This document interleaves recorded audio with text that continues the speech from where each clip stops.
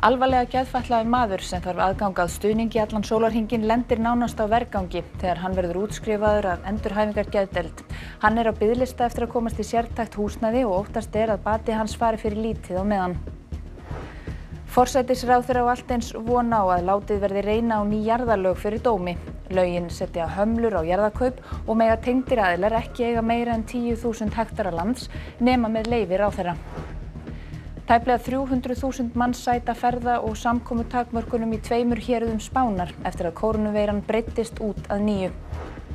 Veitinga- og öldurhús hófu starfsemi að nýju í Bretlandi í gær þegar tilslökun á samkomubanni tók gildi. Formaður lögreglusambandsins sagði kvöldið sína að það veri drukknu fólki megn að virða fjarlægðarmörk.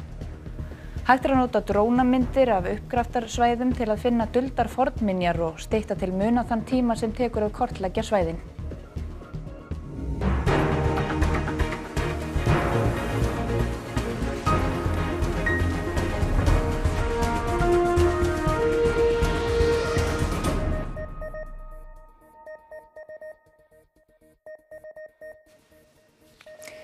Komið þið sæl. Geðfatlaður maður sem þarf aðgang að stuðningi allan sólarhringinn fær ekki viðeigandi úrræði eftir útskrift af endurhæfingargeðdeild Landspítalans. Framkvæmdastjóri Geðhjálpar segir óboðlegt hvernig ríki og sveitarfélög taki á geðheilbrigðismálum. Maðurinn sem ræðir er á fertugsaldri og hefur búið hér á landi í 20 ár. Fyrir rúmum áratug varð hann fyrir heilaskaða eftir líkamsárás sem leiddi til geðrofs og mikillar fíkniefnaneyslu. Hann hefur verið sviptur sjálfræði og undanfarið ár verið vistaður á sérhæfðri endurhæfingargeðdeild Landspítalans eftir að hafa ógnað fjölskyldu sinni, en eftir útskrift eru engin viðeigandi úrræði sem taka við.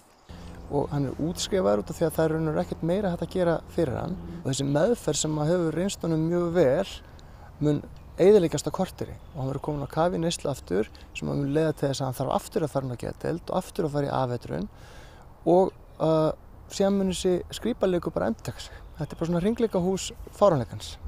Eftir útskrift er maðurinn í raun á vergangi. Hann getur ekki búið hjá foreldrum sínum og börnum þar sem mál þeirra er í ferli hjá barnavernd. Hann hefur fengið leigt lítið herbergi í breyttu atvinnuhúsnæði í Reykjavík á meðan hann er á biðlista eftir viðeigandi vistunarúrræði hjá Reykjavíkurborg. Í mati sem fylgir umsókninni kemur fram að maðurinn þurfi að hafa aðgengið að starfsfólki allan sólarhringinn. Eftir meðferðina á Landspítalanum hafa hann sýnt mikil batamerki. Raddir sem hann hefur heyrt viðstöðulaust síðustu 10 árin séu loksins horfnar og það sé mikilvægt að hann fái inni í sérhæfðu búsetuúrræði. Rúmt ár er liðið síðan sótt var slíkt úrræði.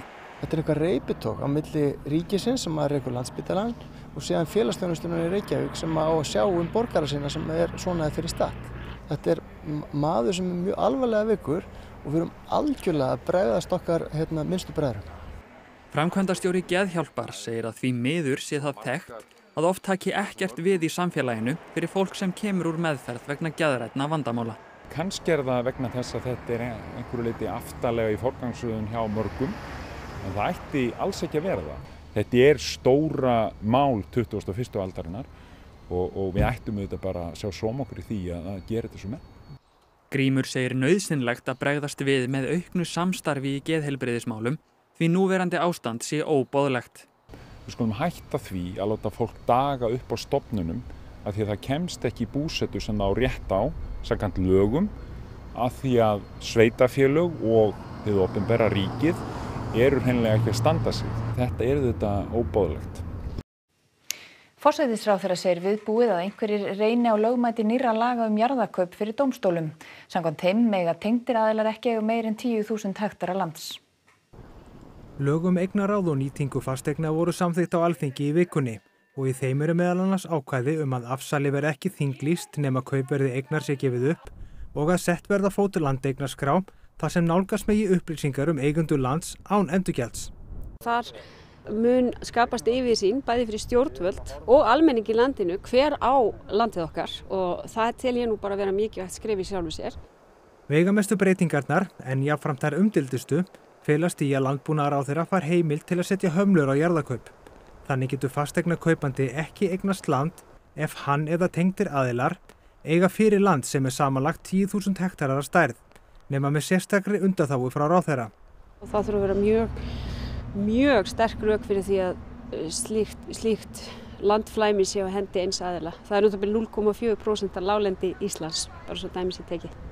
Á meðal þeirra sem hafa gagnrýnt þetta ákvæði laganna veiðifélagið Strengur sem í meirihluta eigu breska auðmannsins James Ratcliffe. Í umsókn félagsins segir að þetta ákvæði gerir það að verkum að Strengur geti ekki keypt fleiri jarðir. Landeignir Ratcliffes í gegnum hinn ýmsu félög eru langt umfram 10.000 hektara markið eins og fram komi í umfjöllun Kveiks. Í umsögn veiðifélagsins segir að ákvæði brjóti ekki aðeins gegn EES-samningnum, heldur einnig gegn stjórnarskrá og mannréttindasáttmála Evrópu. Umsögninni fylgir 50 blaðsíðna lögfræðiálit Karls Baudenbacher, fyrrverandi forseta EFTA-dómstólsins. Framkvæmdastjóri Strengs segist ekki hafa tekið ákvörðun hvort látið verði reyna á lögmæti laganna, en forsætisráðherra segir viðbúið að það verði gert. Já, það kann vel að vera að einhverjir sem eru ósáttir við lögin láti reyna á það hvort þeir teljist þau standast þá lögin samningin Evrópska efnahagssvæðið, en ég tel svo vera og þeir lögfræðingar og sérfræðingar sem hafa verið að vinna þessi mál fyrir mig lögðu fram mjög ítarlega og góða greinargerð til þingsins við þinglega meðferð sem ég tel að hafi svarað þeim spurningum. Lögin eru ekki afturvirk og því hafa þau ekki áhrif á núverandi eignarhald Ratcliffes. 280.000 Spánverjar sæta ferða- og samkomutakmörkunum eftir að kórónuveiran breiddist út að nýju í 2 héruðum. 9 tilfellum fjölgar víða. 70.000 íbúar Galísíu héraðs á Spáni sæta nú aftur ferða- og samkomutakmörkunum eftir að kórónuveiru faraldurinn breiddist þar út að nýju. Einungis 10 mega koma saman og ekki mælst til þess að fólk sé úti nema það sé á leið til vinnu. Í gær settu yfirvöld í Katalóníu á Spáni útgöngubann í Lleida sem nær til 200.000 manns til minnsta. 2 dagar eru síðan Spánverjar opnuðu landamæri sína að nýju. Creemos que tenemos que tomar medidas específicas en Lleida, protección de las personas más vulnerables, reforzar la prevención en nuestros centros también de salud y el hospital es uno de ellos. Un poco de miedo, preocupados porque ahora parece que no es nada, que solo está aquí, pero con miedo de que se extienda para toda España. Es mejor una zona que toda la región sanitaria, si solo está aquí el brote. Í Mexíkó hafa nú fleiri en 30.000 látist af völdum COVID-19. Þar hafa rúmlega 250.000 manns greinst með veiruna og 9 tilfellum fjölgar á degi hverjum. Stjórnvöld þar hafa því gripið til hertra aðgerða. Desafortunadamente muchos establecimientos no cumplieron con las reglas de sanidad y se desbordó la afluencia, provocando una concentración muy alta de personas, situación que debemos evitar. Por eso tomamos la decisión de cerrar por este sábado y domingo el centro histórico. Þá eru yfirvöld á Indlandi áhyggjufull vegna vaxtar faraldursins þar í landi. Rúmlega 670.000 hafa greinst með veiruna þar, aldrei fleiri en í gær, eða 25.000. Awareness की जरूरत है, public अगर अवेयर हो जाएगी, मैं समझता हूँ इस पर रोकथाम जरूर होगी। डर बहुत है लेकिन बाहर भी निकलना पड़ रहा है मजबूरी में तो। अब डर तो है ही, दुनिया को जान का डर है, सबको डर है। Ekki verður hægt að gangsetja hverflana í Sultartangavirkjun í kvöld eins og til stóð, en rafmagnsframleiðsla hefur nánast legið þar niðri frá því á föstudag, þegar stór grjótskriða fjall ofan í frárennsisskurðinn við virkjunina.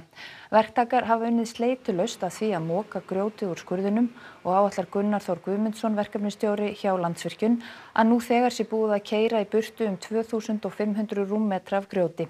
Enn töluverð vinna eftir og verður unnið fram á kvöld. Óvíst hvenær hægt verður að gangsetja hverflan á ný, en Gunnar Þór segir að enn sé mikið grjót eftir í skurðinum. 100 milljóna króna tekjufall blasir við Vestmannaeyjabæ vegna hruns í ferðaþjónustu. 2-falt til 3-falt meira atvinnuleysi nú þar en í venjulegu árferði. Kórónuveiru faraldurinn lét til sín taka í Vestmannaeyjum. Á annað 100 Vestmannaeyingar smituðust af veirunni fyrr á árinu. Þetta hefur komið niður á fjárhag bæjarfélagsins. Náttúrulega tap í þjónustutekjum og þetta aukið atvinnuleysi hér eins og annars staðar sem þýðir lægri útsvarstekjur en það sem náttúrulega hefur kannski mest áhrif á okkur þetta tekjufall hjá Herjólfi sko. Við náttúrulega rekum Herjólf núna og svona. Helmingurinn af þeirra farþegum hefur verið með, það verið erlendir og ef þú ert með helmingi færri farþega en í fyrra þá gefur augaleið að það hefur talsvert mikil áhrif á tekjurnar þínar. Alla jafna siglir Herjólfur 7 sinnum á dag milli lands og eyja en í faraldrinum þurfti að fækka ferðum niður í 3. Þá varð bærinn af rúmlega 150 milljónum króna. Framkvæmdastjóri Herjólfs OHF segir að óvissa ríki haustmánuðina. Viðbúið sé að félagið tapi 300 til 500 milljónum króna. En við auðvitað, eins og með svo margt annað í tengslum við COVID, þá þarf tíminn alltaf að leiða í ljós. 11% vestmanninga eru án vinnu og það mun meira en vant er. Það talsvert mikið meira, það 2-3-falt atvinnuleysi miðað við venjulega. Bærinn hefur gert átak í því að fjölga sumarstörfum fyrir 17 ára og eldri. Í umhverfisstörfunum bara í kringum 50% aukning hjá okkur og við tókum ákvörðun að veita öllum vinnu sem sækjum. Þá samvinnuverkefni við ríkið að bjóða háskólanemum sumarvinnu. Þung umferð nú í átt að höfuðborgarsvæðinu og gengur hún sérstaklega hægt í gegnum Hvalfjarðargöng á Vesturlandsvegi Kjalarnes og í Mosfellsbæ. Samkvæmt upplýsingum frá lögreglu tók umferð að þéttast klukkan 2 síðdegis og hafa nokkrir verið teknir fyrir ofhraðan akstur. Umferð hefur að öðru leyti gengið ágætlega að sögn lögreglu þar sem almennt séu fæstir að flýta sér. Íslendingar sem voru í háskólanámi erlendis neyddust til að skilja óhreina þvottinn við sig ytra til þess að komast aftur til landsins áður en landamæri í Evrópu lokuðust í vor. Þau eru fegin að hafa frekar verið föst á Íslandi. Þau Sigríður Borghildur Jónsdóttir og Bjarni Tryggvason hafa undanfarin misseri verið búsett í Delft í Hollandi og stunda þar háskólanám. Sigríður var í helgarferð á Íslandi í mars þegar fregnir bárust af því að Evrópuríki verða að loka landamærum sínum eitt af öðru vegna kórónuveirunnar. Skólinn var einnig að loka sínum byggingum, svo í stað þess að fara aftur út ákveðu þau að Bjarni myndi frekar koma sér heim sem fyrst og ódýrast var að gera það samdægurs. Ég keypti flugið klukkan 10 og ég þurfti að vera komin út úr húsi klukkan 12:30 til að ná fluginu. Þannig að ég basically bara reif upp 2 ferðartöskur, tróð bara öllu sem mér datt í hug niður, lokaði og hljóp út og síðan var bara, það var ekki búið rúmið og það voru bara föt út allt Það var bara smá eins og einhver hefði hent sprengju þarna inn. Og við í rauninni höldum við séum að fara tilbaka bara eftir páska, Það alltaf svona ennþá svona, maður vissi ekkert þá. Þegar ljóst var að þau varu ekki á leið út á ný, ákveðu þau að segja upp leigunni og réðu flutningafyrirtæki til þess að þrífa íbúðina, pakka niður búslóðinni og koma í gám til Íslands. Þetta svo óþægilegt, það get ekki pakka niður þínu eigin dóti einhvern veginn, það alveg glatað Þannig að bara óhreinakarlan já, geturðu sett hana í poka fyrir mig og geturðu gengið frá þessu og hinu. Þau náðu að sinna náminu áfram frá Íslandi og þrátt fyrir vandræðin eru þau þó fegin að vera frekar föst hér heldur en í Hollandi. Auðvitað maður það, þegar maður sér fréttir og svona annað. Við erum alltaf búið að ná miklu meiri útbreiðslu hana í Hollandi og þeir byrjuðu náttúrulega svolítið á sænsku leiðinni, og svo náttúrulega þegar ég sá að það virka ekki þá fóruður í að hafa meira restrictions og svoleiðis. En það var náttúrulega fullt seint, Samband íslenskra námsmanna erlendis veit af fleirum sem lentu í svipaðri stöðu. Sjálf vita Bjarni og Sigríður af Íslendingum í Hollandi sem einnig ákváðu að koma heim með hraði. Það kannski fleiri Íslendingar sem að skilja eftir óhreina þvott. Já, það mikil hætta á því held ég, Illa líktandi gámar á leiðinni, Götur Lundúna voru stappfullar þegar Bretar fengu loks að setjast að sumbli eftir kórónuveirufaraldurinn. Heilbrigðisráðherra landsins segir að gripið verði aftur til takmarkana ef smittum fjölgar á næstunni. Veitinga- og öldurhús, hárgreiðslustofur, söfn og hótel hófu starfsemi að nýju í Bretlandi í gær þegar tilslökun og samkomubanni tók gildi. Eftirspurnin eftir klippingu var mikil ef marka má miklar raðir fyrir utan stofur hársnyrta og þá flykktist fjöldi manns á öldurhúsin þegar þau opnuðu á hádegi. It's been a long time and to be fair, now we're out. As long as everyone's keeping their distance, we're going to have a few drinks and just enjoy it and try and get back to a bit of normality. It's not about going wild, going out all night. So I think it's a balance. Götur voru víða stappfullar af ölkærum Bretum þegar leið á kvöldið og þurfti lögreglan að hafa afskipti af 1000 einstaklingum. Formaður lögreglusambandsins sagði kvöldið hafa sýnt að það væri drukknu fólki megna virða fjarlægðarmörk. Vast majority of people are, I think, doing the right thing. They are, increasingly people are able to use the freedoms that we're restoring. I think the police have done an absolutely fantastic job throughout this crisis. Really difficult job. And the same again last night when the vast majority of people followed the rules, did the right thing. 625 ný smittilfelli voru staðfest í Bretlandi í gær en þau voru rúmlega 5000 á dag þegar mest var. Útgöngubann var hert að nýju lestir í lok síðasta mánaðar vegna fjölda smita og fengu íbúar þar því ekki að taka þátt í gleðinni. It's extremely disappointing. We were so ready to open on the July the 4th to find out so late on was heartbreaking. The overall plan has always been, through this lifting of the lockdown, to try to lift the national measures, but also be absolutely crystal clear that we'll tackle local flare-ups when we see them. Drónar geta breytt í hvernig fornleifarannsóknir fara fram. Með tækjum bæði hægt að búa til þrívíddarlíkön af uppgraftarsvæðum og staðsetja minjar með hitamyndum. Myndataka með drónum var fyrst nýtt til rannsókna í fornleifafræði á Íslandi fyrir 2 eða 3 árum. Dróni látin svífa yfir afmörkuð svæði og tekur ótal myndir af sama blettinum í einu sem síðan breytt í þrívíddarlíkan. Með þessu hægt að finna margar minjar á afskaplega skömmum tíma. Þar á meðal minjar sem sjást afar illa á yfirborðinu, jafnvel alls ekkert þegar maður stendur á svæðinu. Í raun ég að taka stafrænt afrit af landsvæðinu og þá ég með hverja einustu hæðarbreytingu og þar á meðal útlínur fornleifa. Nú kortleggur Gunnar Arnarfjörð á Vestfjörðum. Hann byrjar á honum norðanverðum og ætlar að reyna að ná sem stærstum hluta fjarðarins. Það getur verið tímafrekt verk að bæði staðsetja og kortleggja fornleifar. En með notkun svona flygildis verður bæði hægt að spara sér tíma og jafnvel finna fornleifar sem annars væri farið á misvið. Myndunum safnað saman og því næst púslað saman í tölvu.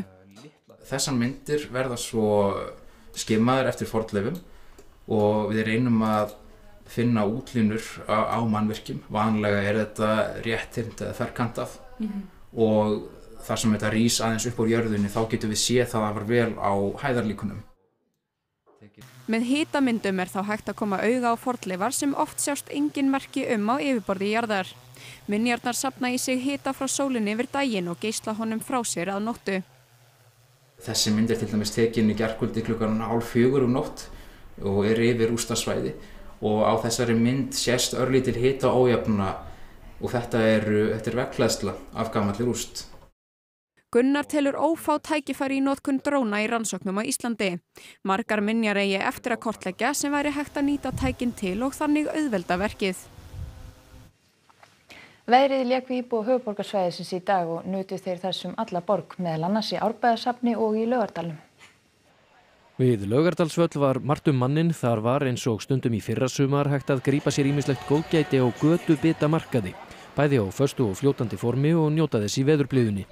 Nú ef sólskinið varð fólki megn gat það líka kælt sig inni fyrir, þar sem 40 verslanir stóðu fyrir pop-up markaði með allskyns hönnunarvöru og fleira til. Og eins og í öllum góðum partíum var hoppukastari fyrir börnin.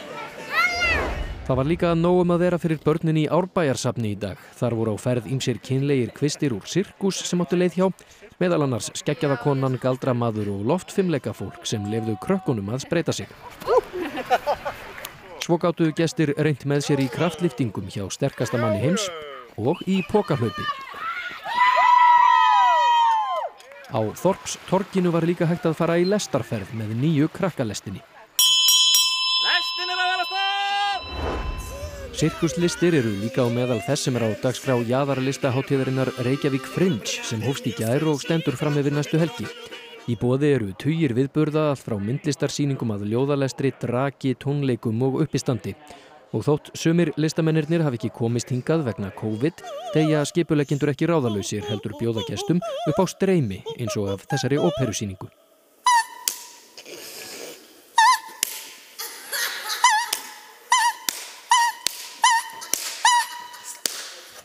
Eins og sjáum þá allt og alls konar í boði á Reykjavík Fringe Festival. Við erum í kjallaranum á Hard Rock með hátíðarstjórunum, Nönnu Gunnars. Nanna, þetta svolítið öðruvísi listahátíð, ekki satt?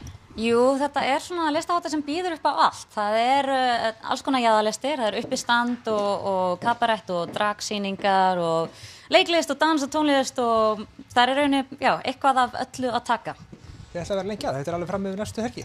Þetta alveg fram á næsta sunnudag og við bara hvetjum fólk til þess að koma út og koma að sjá það sem í boði. Það eru meira 50 atriði, bæði innlend og erlend, en reyndar núna í ár þá erum við líka að streyma hátíðinni á netinu af því að erlendu gestir gátu ekki komið til landsins vegna COVID, þannig að það allt í boði á netinu eiginlega líka. En hér í kjallaranum Hard Rock, hvað verður eitthvað í kvöld?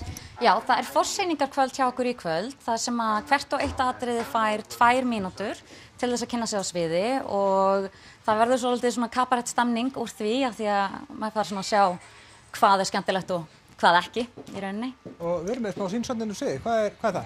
Þetta eru Tutti Frútunar, þær eru að gera sér tilbúna fyrir kvöldi. Það eru einmitt 2 burlesk-sýningar í vikunni, eina á 5. hérna með Tutti Frútunum og önnur á laugardaginn með Dömum að herra í Tjarnarbíó. Þannig að...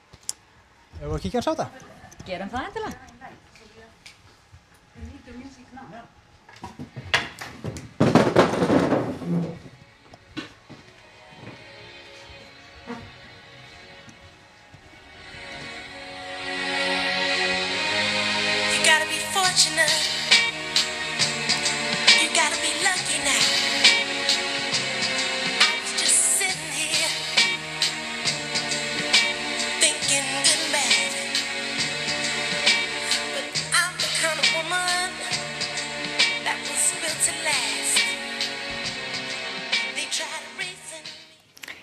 Og þá veðrinu, en norðan gjólar í kortunum fyrir morgundaginn og maður búast við sólríkum degi sunnan og vestanlands en gera má þó ráð fyrir síðdegisskúrum á suður og suðausturlandi.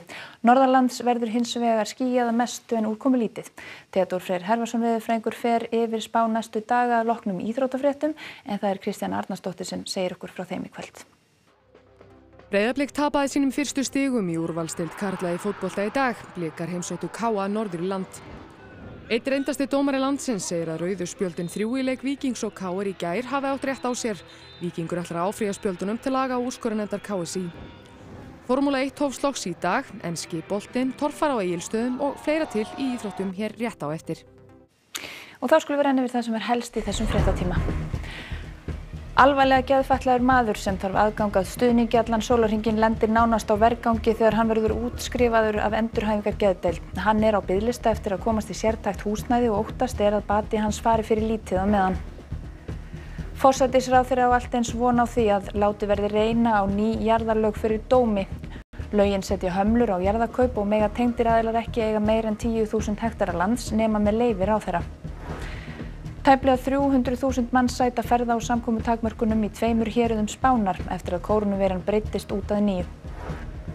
Veitinga- og öldurhús hófu starfsemi að nýju í Bretlandi í gær þegar tilslökun á samkomubanni tók gildi. Formaður lögreglusambandsins sagði kvöldið sína að það væri drukknu fólki megn að virða fjarlægðarmörk. Hægt er að nota drónamyndir af uppgraftarsvæðum til að finna duldar fornminjar og stytta til muna þann tíma sem tekur að kortleggja svæðin. Þessum fréttatíma er lokið og fréttir verða næst lesnar í útvarpinu klukkan 10 kvöld og vefurinn ruv.is er uppfærður allan sólarhringinn. Takk fyrir samfylgdina, verið sæl.